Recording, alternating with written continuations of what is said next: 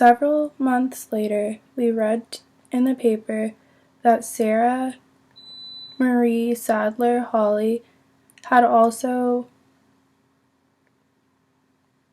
passed away. The paper spoke of her former beauty and vivacity. As a young woman, and of her concern for those less fortunate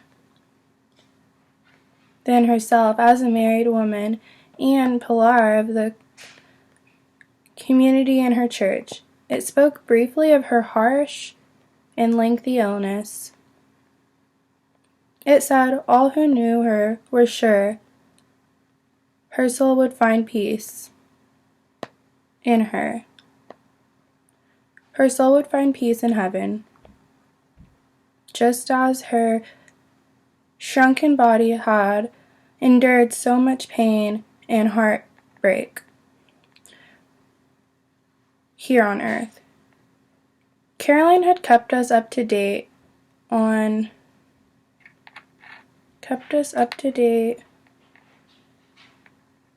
the decline of Miss Hawley. After my visit, relations between them became strained, and Miss Hawley eventually became too frightened of Caroline's darkness to allow her close to her. A week after I talked to them, Miss Hawley began having her meals in her bedroom upstairs. Then she started doing everything else there as well. She collected stray hairs from her head and combed with the greatest attention and consistency. Not to say desperation, she ate her fingernails.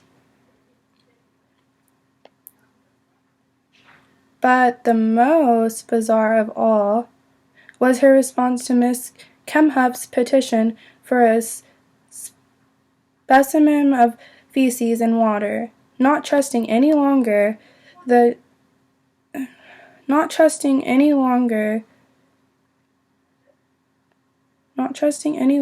earthen secrecy of the water means she no longer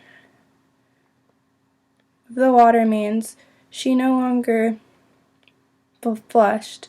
Together with the nanny, Miss Hawley preferred to store those relics of what she ate, which became almost nothing, and then nothing the nanny had told Caroline, and they kept it all in barrels and plastic bags in the upstairs closets. In a few weeks, it became impossible for anyone to endure the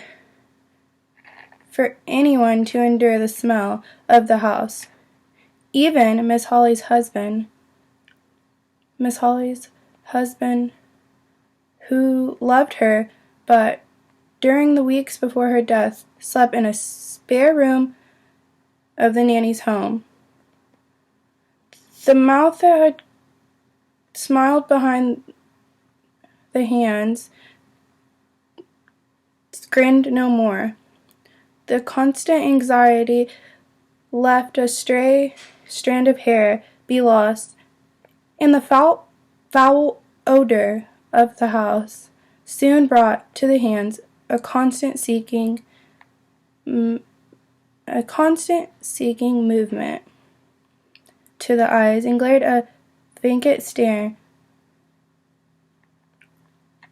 and to the mouth a tightly puckered frown, one which only death might smooth.